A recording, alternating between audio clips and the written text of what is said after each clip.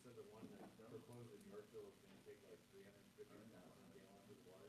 Like, I don't know if it was a month or what that was, but like, that's a colossal amount of water use. Well, that's why You might as well build it next to the nuclear plant at that point, share the pot. we're live. Okay, let's call the meeting to order.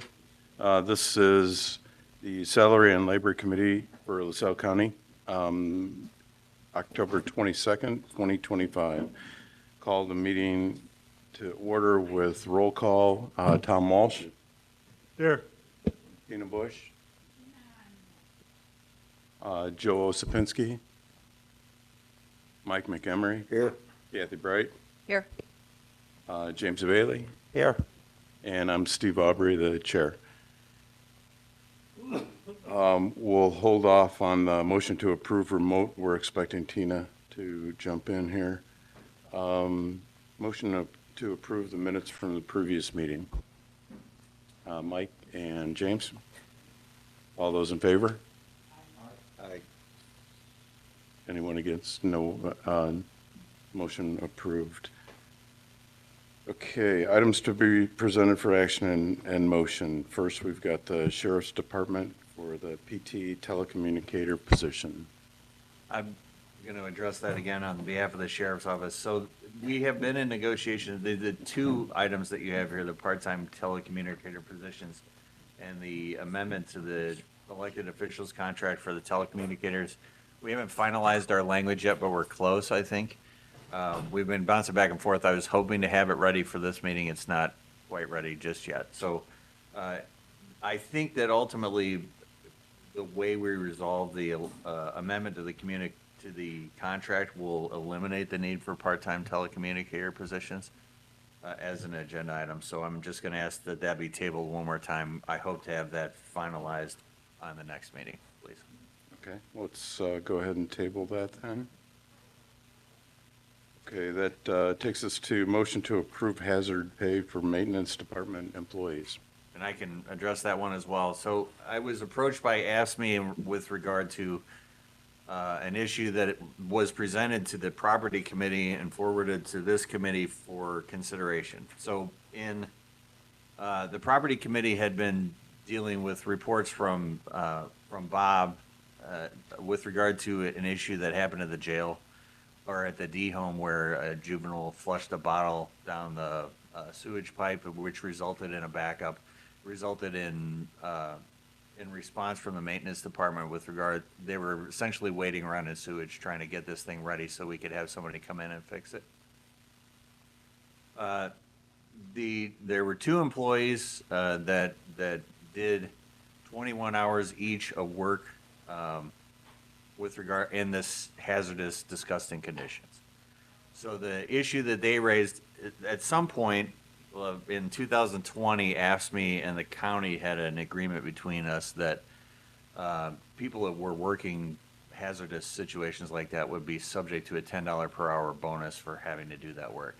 For some reason, ultimately probably based on a typographical error, and then when they renegotiated the contract, that hazard pay fell to the wayside. So Bob Kaminsky, in one of his last acts as maintenance director, asked if there was a way to make his guys whole for that. And so we were asking if the committee was willing to approve the hazard pay for those two employees, $21 per hour for two employees, or 21 hours at $10 per hour for the two employees for that purpose. So that would be a bonus for having essentially waited around in sewage and unclogged the impeller down in the D home.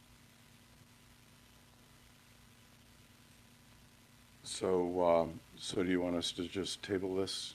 No, for a that bit, or- that is up for consideration. If that's something you want to discuss, I can answer whatever questions you want. If it's something you want to consider, or if it's something you want to reject, however the committee wants to do it. But at some point, we'll be having a conversation with AFSCME potentially about whether this letter of agreement is going to be put into the contract. But I didn't want to saddle the new maintenance director with somebody else's contract. So we'll have that discussion. This is just to deal with whether we thought it was appropriate to give these two guys the benefit of what they thought they were getting and didn't.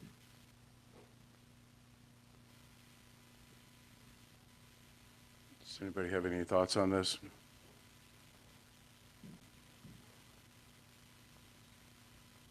My thought is that since it's not under the current union contract, that we'd be opening a can of worms, so Okay. does anybody else have any input? It was an oversight in the last negotiations, I'm sure, because I think it was a letter, MOU, that accompanied the last contract. Correct. Yeah. And it had a typographical error that seemed to make it expire. HR was giving them that benefit until that contract was renegotiated. Then when that contract was renegotiated, this letter was never readopted as part of the contract. And it's sunset, and so these guys didn't have that. If that's, I'm not making a pitch one way or the other. It's just presented to you guys for consideration. If you don't think that we should do it, it doesn't matter. I agree that they're not entitled to it contractually because it was not in place at the time that they did this work. So Bob just asked that this be brought up, and it was brought up in front of his committee and forwarded to you. So it's being brought up for that purpose. Kathy? So just to clarify, are you saying traditionally they would have been paid this? These employees in the past would have been paid and they didn't? Under They the expected- previous contract, they would have gotten this benefit. Okay. This So it's not a new thing? is It- not, no. It was not adopted into the contract when essentially, nobody realized it was there. It was an error? And in so other when they words. negotiated the new contract, it didn't get wrapped in. Okay. So it would have been reasonable for them to expect to have gotten it? I think These that's why they workers. went and got it. They thought they were entitled to it. Okay. They went and asked HR for it, and they were denied because it wasn't under the contract. Why don't we table this till next meeting? Give you an opportunity to get with Ask Me. And maybe what we would, if we approved it right now, it's open-ended. Sure. With no terminology of what hazard pay is. Sure. Maybe you could get that buttoned up a little bit more when we consider Absolutely. it next time. And make sure it's not more open-ended than just anything and anything. Okay, That's- sure, no problem. Okay, great. Okay, next, I think this is, I think this might have just been put on prematurely, but for auditor, chief deputy auditor compensation, I think this needs to probably be tabled till we do finalize the budget, the 2026 budget. Well, I did get the salary approved in finance, and then I told them that I would come today and give you my proposal for the position. I have it ready. I didn't hear that in the meeting. I got the salary approved in my finance committee, and then I told them that I was going to approach salary and labor about the new position with my proposal, just to see how you guys felt about it. I mean, I am prepared to do it today. Because finance said okay to the salary portion within my budget. And then they told me to proceed with salary and labor.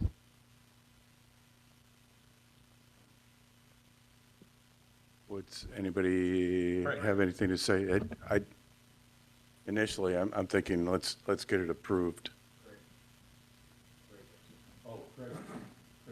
Right. Greg, are you? Yeah, the budget was given to finance, but we haven't discussed it yet. Nobody approved anything. It was just I'm sorry, I the budget- misspoke. The budget was presented. just it was presented, but there was no discussion on it. And nobody in finance said moving on to salary. I did ask that day if I could go ahead and forward it to salary and labor. You're gonna have to look through the minutes. I was not at the meeting. I looked at it online, and it wasn't it wasn't on YouTube. So that's what I had looked at. So if we could just table this till next meeting, since it's 2026 budget. That's fine. time. Okay. Okay, next, if I could have a motion to go into executive session for 5 ILCS 120/2C for compensation of specific employees and discretionary leaves. James and Mike, a second. All right, roll call. Tom Walsh. Here. Tina Bush, are you on? No, okay. Mike McEmery, Here. Kathy Bright, Aye. James Bailey. And I'm an aye as well. So motion approved.